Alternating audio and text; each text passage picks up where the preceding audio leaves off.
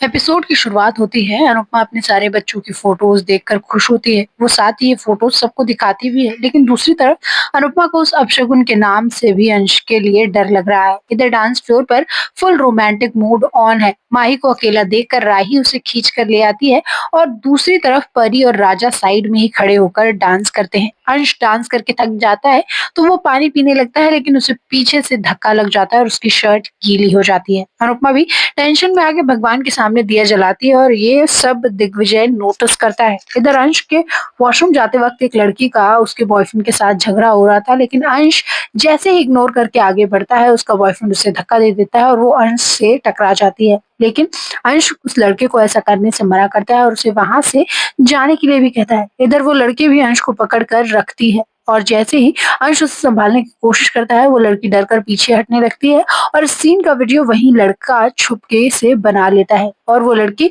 डर के बहाने से अंश को हक कर लेती है और तभी दूसरी तरफ से प्रेम वहां आ जाता है। प्रेम को ये सब देखकर बहुत अजीब लगता है। अंश भी उसे सिचुएशन समझाने की कोशिश करता है, लेकिन प्रेम बिना कुछ रिएक्ट किए उससे कहता है कि सब वेट कर रहे हैं, चलो। उन लोगों को जाने के बाद वो कपल वीडियो गौतम को भेज देते हैं और ये वीडियो देखकर गौतम बहुत खुश हो जाता है कि फाइनली अब अंश की शादी में वो बड़ा हंगामा कर पाएगा। वहीं अनुपमा के जलाए दिए बुझने ही वाला था कि दिग्विजय उसे बचा लेता है। अगली सुबह सब मेहंदी की तैयारी के साथ साथ डांस भी कर रही है। जहाँ ईशानी मेहंदी लगाने के लिए बीट्स लाई है, तो अनुपमा कहती है कि हर पीढ़ी का उन्हीं रिचुअल्स को सेलिब्रेट करने का तरीका अब अलग हो गया है। किंजल भी खुश होती है कि फाइनली घर में एक बहू आएगी और जैसे अनुपमा ने उसे सारी जिम्मेदारी दी थी, वो भी अब सब जिम्मेदारी प्रेरणा को देने वाली है। तभी वह मजाक करती है कि सास बनना है तो मेरी जैसी बनना, वरना तुम्हारी बहू तो तुम्हें बेच कर चली आएगी और शादी के बाद सब बिजी हो जाएंगे तो घर में सिर्फ माही और किंजल ही रह जाएंगी।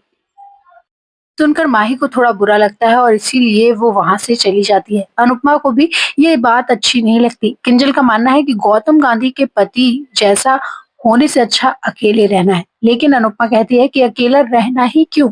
किंजल कहती है कि देखा जाए तो मैं और आप भी अकेले ही हैं, लेकिन अनुपमा यहाँ समझाती है कि वो और किंजल अलग अलग उम्र के पड़ाव में है, पर माही को अभी किसी की जरूरत है और भगवान करे अब माही की लाइफ में ऐसा कोई आए जो उसे समझ सके और उसके लिए एक सुंदर जिंदगी बना सके। इसके बाद मेहंदी का फंक्शन शुरू हो जाता है और प्रेरणा चाहती है कि मेहंदी का पहला शगुन अनुपमा उसके हाथ पर लगाए। अनुपमा भी उन दोनों की नजर उतारती है और कहती है कि हमेशा ऐसे ही वो दोनों खुश रहे। तभी वसुंधरा कहती है कि प्रेरणा के बाद लीला को मेहंदी लगा दे, जिससे बाप पूछती है कि ऐसा क्यों। तो वसुंधरा कहती है कि लीला घर की सबसे बड़ी है और इसीलिए सब मजाक के मूड में आ जाते हैं। अनुपमा अंश और प्रेरणा को भी समझाती है कि मेहंदी के साथ साथ प्यार का रंग भी हल्का पड़ने लगता है, लेकिन तभी श्रुति उससे पूछती है कि फिर वो अनुज को आज तक कैसे उतना ही प्यार करती है। अनुपमा समझाती है कि प्यार हल्का पड़ने लगता है तो दिल उसे और मजबूत बना देता है और प्यार कोई मंजिल नहीं कि पहुंच गए तो खत्म। प्यार एक रास्ता है जिसपे रोज रोज उतनी ही मेहनत करनी पड़ती है। इसके साथ अनुपमा पति पत्नी के 7-7-7 रूल बताती है कि पति पत्नी को 7 दिन में एक शाम गुजारनी चाहिए और 7 हफ्ते में एक पूरा दिन, और लास्ट का 7 है कि 7 महीने में एक थोड़ी लंबी छुट्टी पर भी जाना चाहिए। और ये रूल हर किसी को फॉलो करना चाहिए ताकि रिश्तों में हमेशा नयापन बना रहे। इसी बीच श्रुति प्रेम को अकेले में लेकर आती है और उस डायरी के बारे में बोलती है कि लगता है अनुपमा को याद नहीं है। तो प्रेम कहता है कि उसे इस बारे में कोई बात नहीं करनी है। श्रुति उसे कहती है कि उसने कुछ गलत नहीं किया। प्रेम भी मना करता है कि दोबारा वो ऐसा कुछ नहीं करने वाला, लेकिन श्रुति का मानना है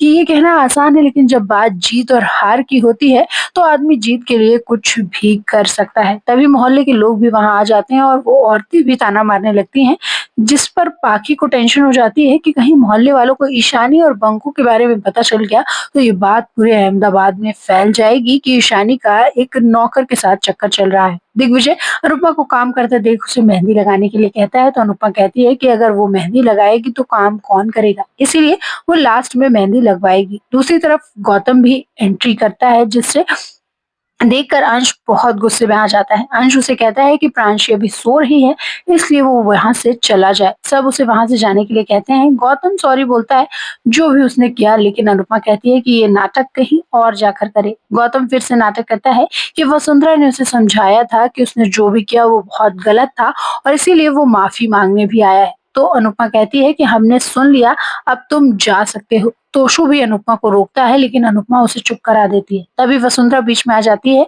और कहती है कि अगर गौतम यहाँ रुकना भी चाहता है तो इसमें गलत क्या है? वो उसे माफ नहीं कर सकते तो उनका यहाँ भी रुकना सही नहीं है। अंश तुरंत जवाब देता है कि आपके लिए भी मिठाई घर भिजवा देंगे। फिर बात सबको चुप करा देती है और गौतम भी कहता है कि वो प्रांशी के उठने पर उसे देखकर चला जाएगा। अनिल भी टॉपिक चेंज करके मेहंदी शुरू करने के लिए कहता है लेकिन अनुपमा गौतम की शक्ल देखकर ही समझ जाती है कि गौतम कुछ तो गड़बड़ करने वाला है। तो अनुपमा कैसे बचाएगी अपने अंश को गौतम के लाए इस तूफान से?